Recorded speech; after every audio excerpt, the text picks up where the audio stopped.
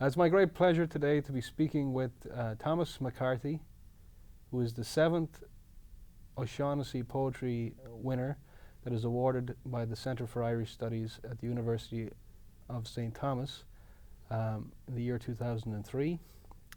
Great to talk to you today, Tom. Great to be here. You're very welcome. There's two books of yours that I'm particularly interested in touching on today.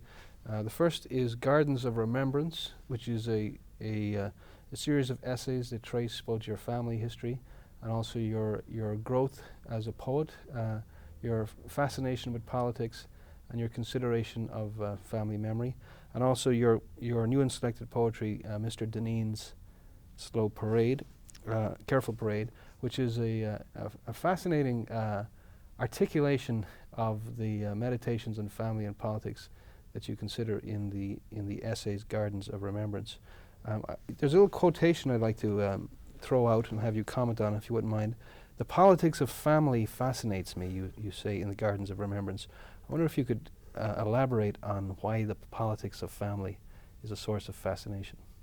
Well, I think I had always had a sense from my childhood in County Waterford that families were the containers of turbulent politics.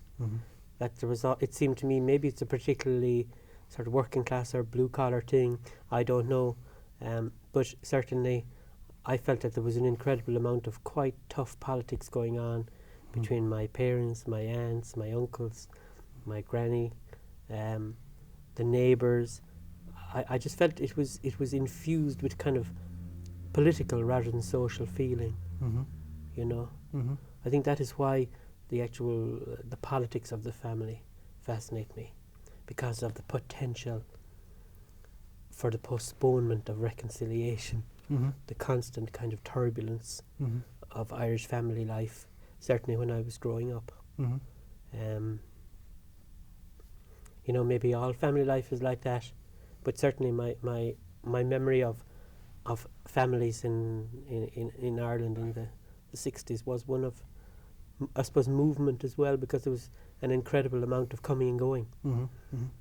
There was a lot of immigration. Most families, where I grew up in County Waterford in Cappoquin, most families had family members who had to emigrate. There was no work for them, so they all headed usually for, at that stage they headed for England.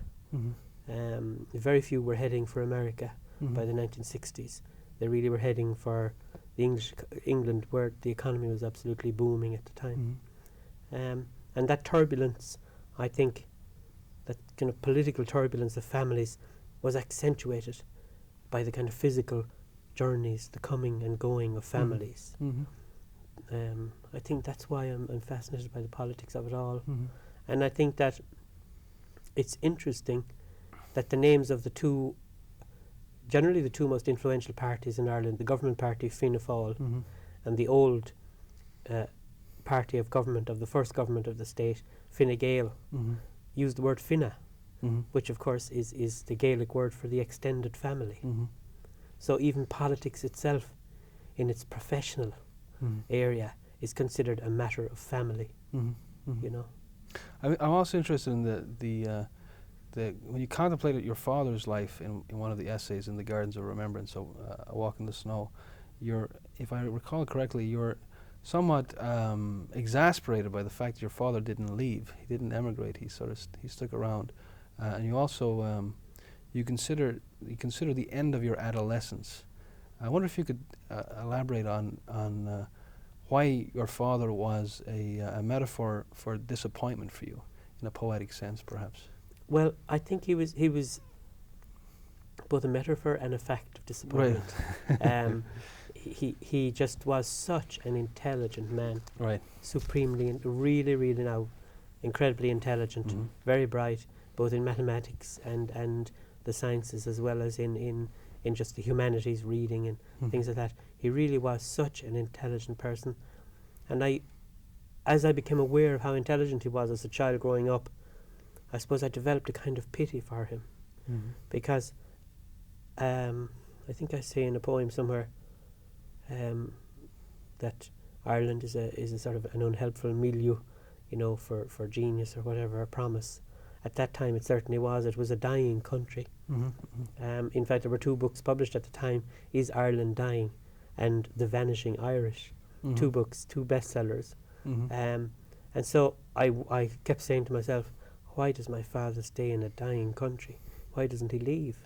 Like other people who are ambitious. And of course the people who went away, who emigrated, came back in fabulous new cars. And I mean, now they had acquired English accents, the accents of Coventry and Bristol and London, East London.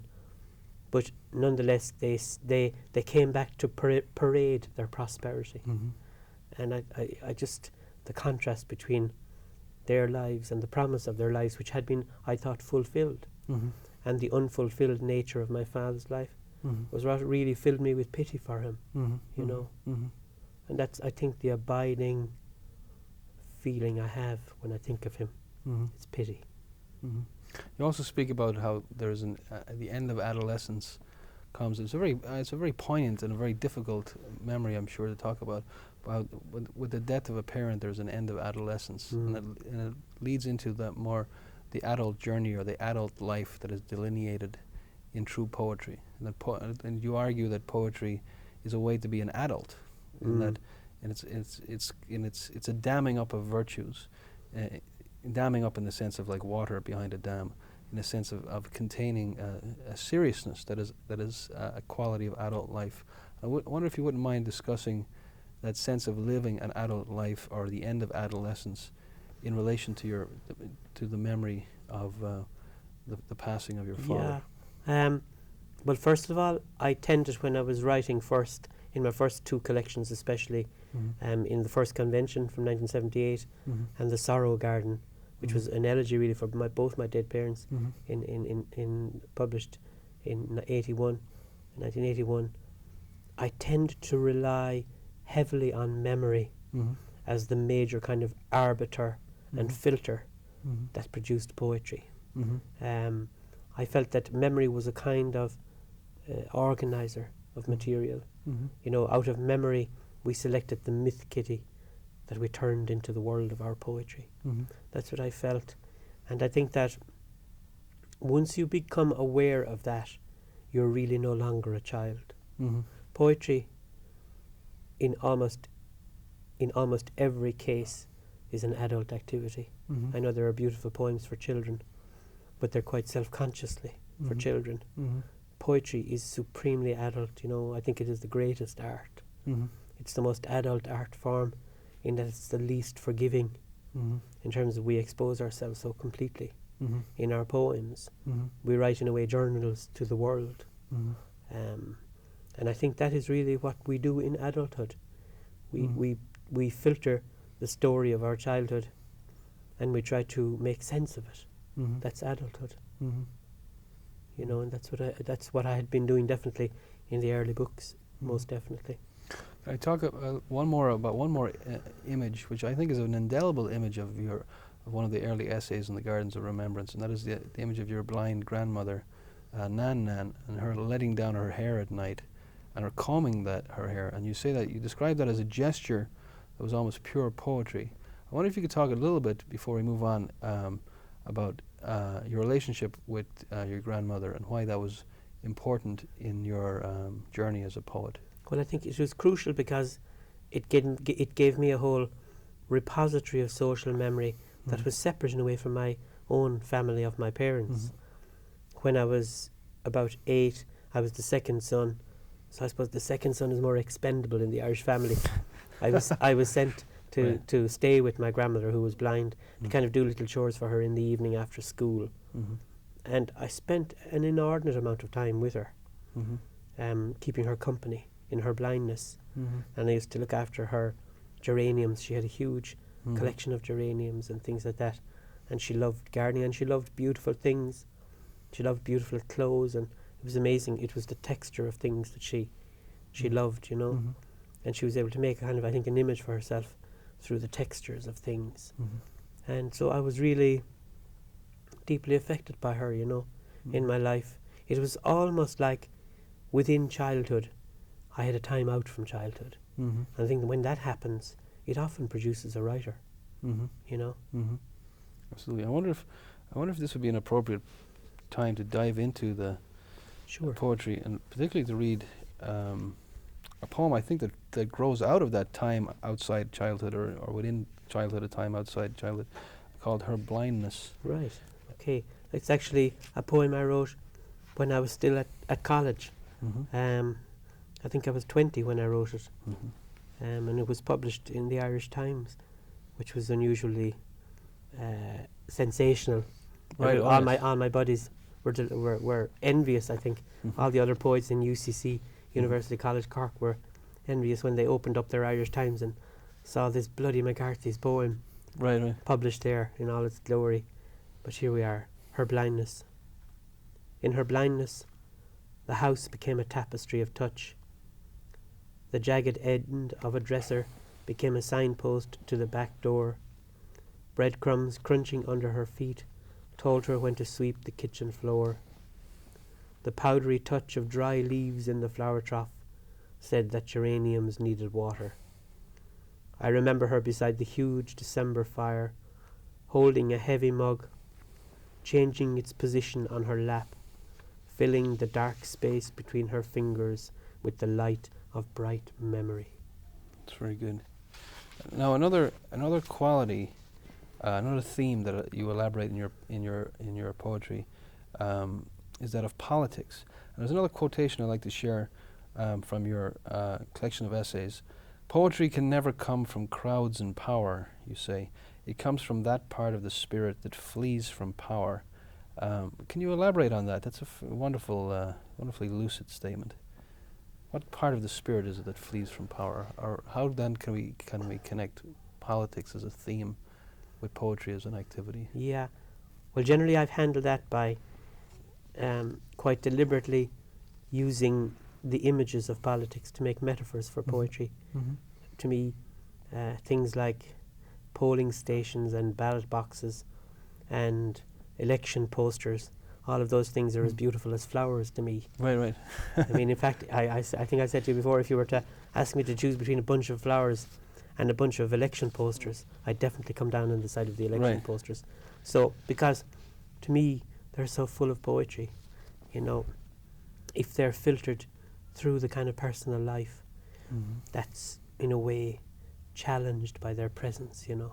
Mm-hmm. Politics, I suppose, in the end of the day, is the art of compromise, whereas poetry is the very opposite. It's the art of not compromising, of being uncompromising. When you have something to say, you uncompromisingly say it, and you can't allow yourself, even yourself, to be the censor of what you wish to say. Whereas, of course, if you are a politician, you have to constantly be aware of the negative consequences of making statements. You have immense kind of and arrogant freedom, I think, when you're a poet, to be very clear. And in fact, your poetry is only as good as your bravery. I don't think there is any good timid poetry, just as there are very, very few good timid politicians. I think it's bravery in the face of the injustices, if you like, of life, or bravery in the face of death, or bravery in the face of bereavement. These are all things, I think, that are contained within poetry. And also the bravery to be unpopular or slightly to the side of social life, slightly at the edge of political life, you know.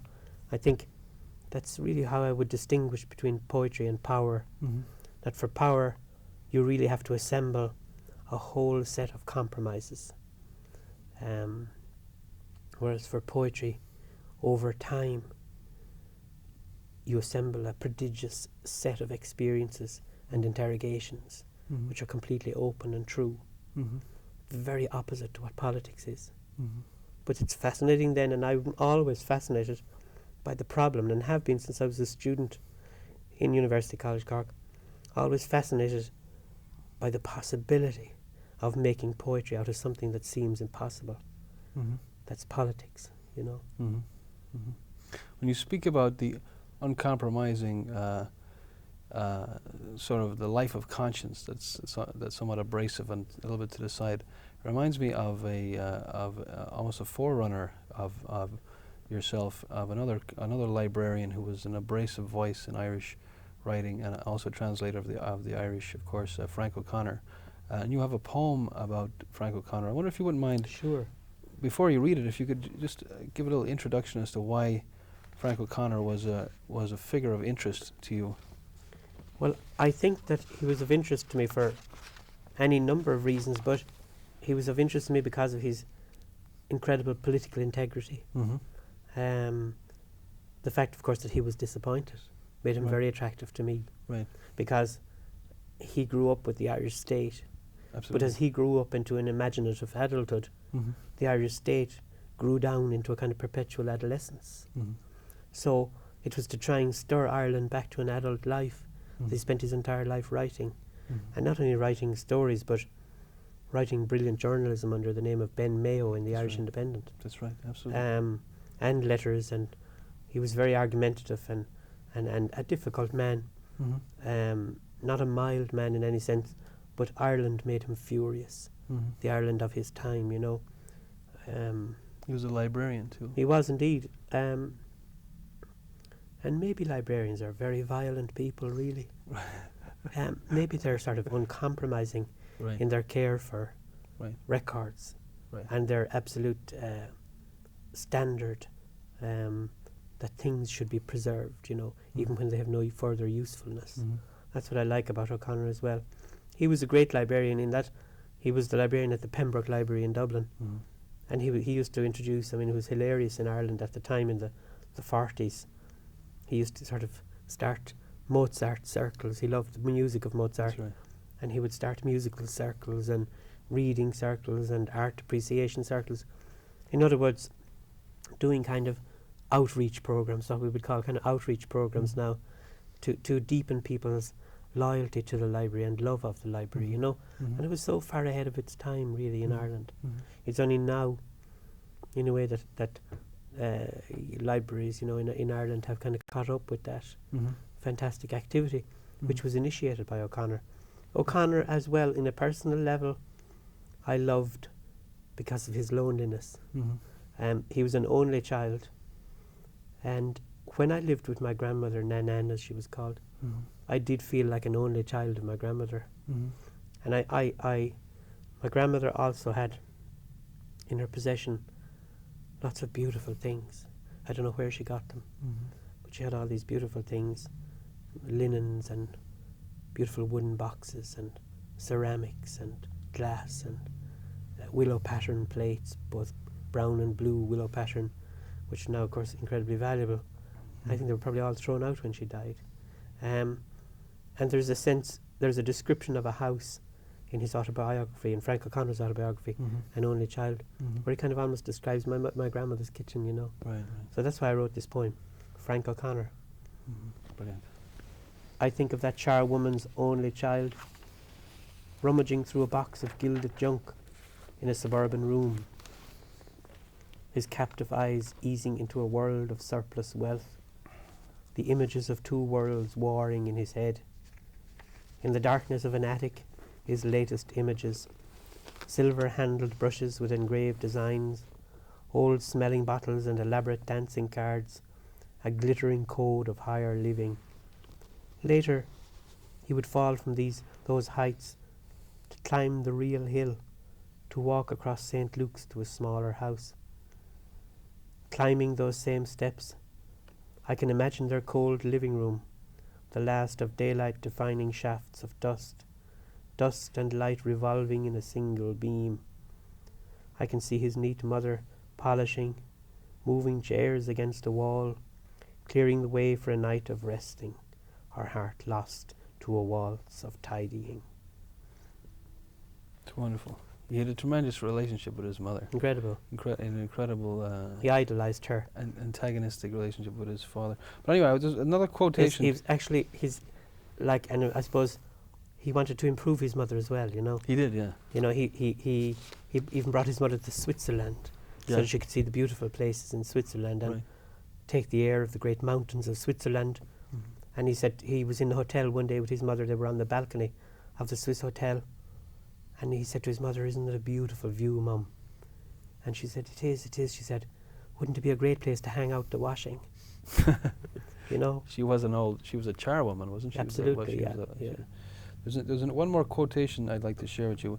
In fact, it's a sort of I'm going to edit together two of your quotes for effect, if you don't mind.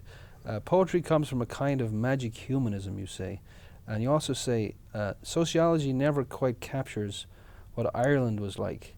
To know Ireland, you have to use the more precise sciences of fiction and poetry. And that's a marvelously intuitive statement, but I wonder if you wouldn't mind elaborating a little bit around why it is more precise to use poetry and fiction than sociological fact to understand Ireland. Well, I think it would be a great mistake to try to interpret Ireland in terms of sociological method, in terms of, say, class structure, because class is so fluid in Irish society. Definitely there is quite a strong class structure in society, but the fluidity of it really means that it's actually much more personal than that. And sociology wouldn't really adequately explain it, you know. Yeah. So there's a sense of the personal touch.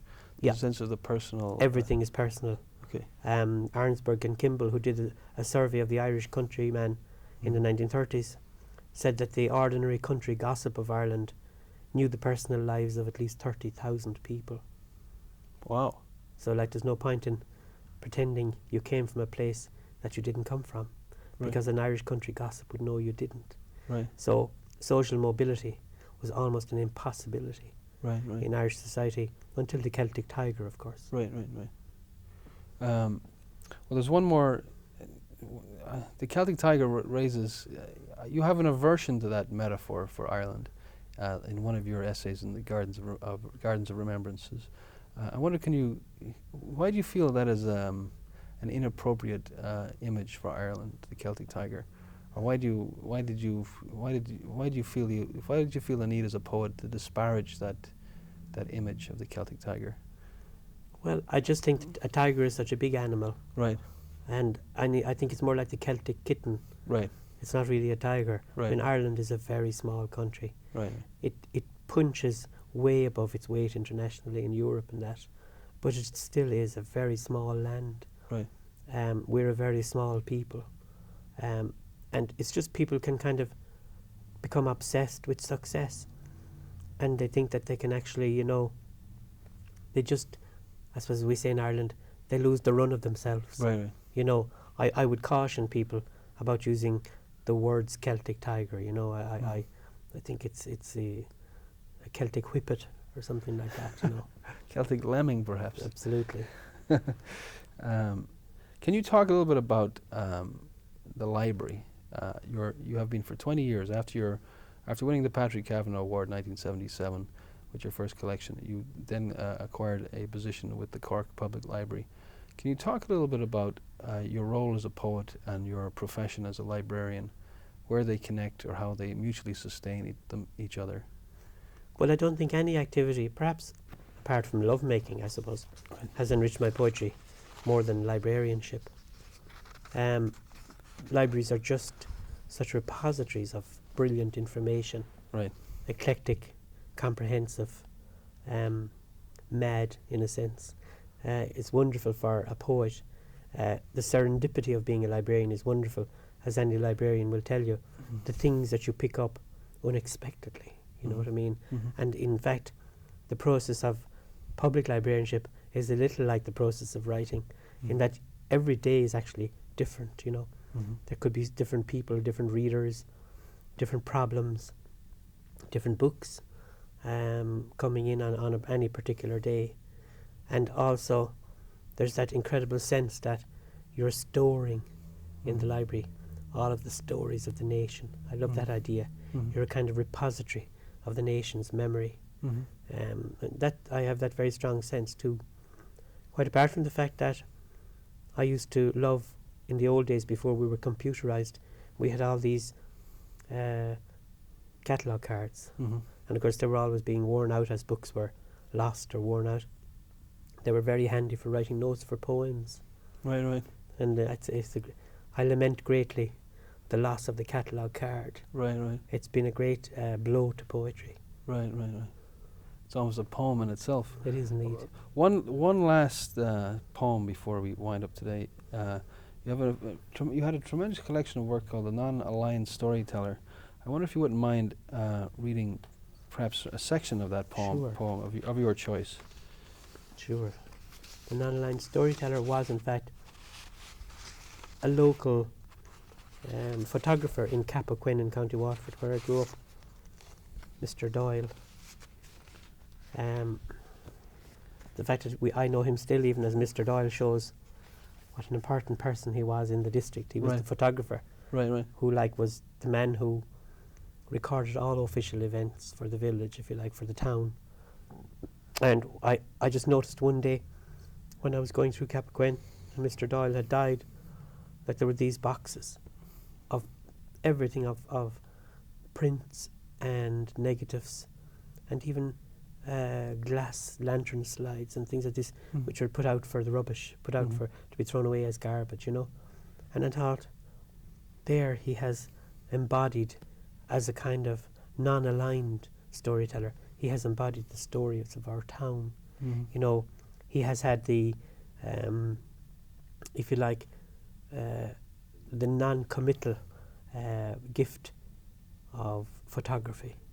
And yet, what is more faithful than a photograph? You know, and I wrote this poem about that. And it's also about the fact that he did record important political events as well, but he wasn't involved. I'll read the last part of it, The Non-Aligned Storyteller. Because I was called of meetings, I didn't know what I was meant to see. Because I was called in at the end of events with camera and tripod. My wife arranged the lights above their heads. She created an aura of strength around their tired faces, a sort of grey metallic, a solder of wisdom. Their chairman I remember best. He wore a gold watch chain to every meeting. He had a voice as revered as a miraculous medal. That gold chain sparkled in my best photographs, so I tried to dampen it in the negative. His secretary owned innumerable fields.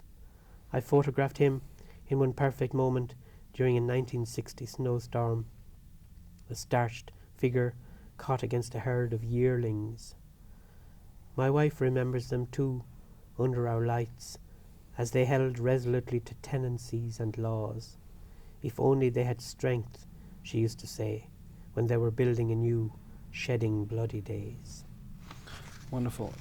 Well, on that note of non-aligned storytelling, it's been a great honor today to speak, to engage in a winding serpentine conversation with the 7th winner of the O'Shaughnessy Poetry Award, Thomas McCarthy. Thanks very much. Thank you very much, Thomas.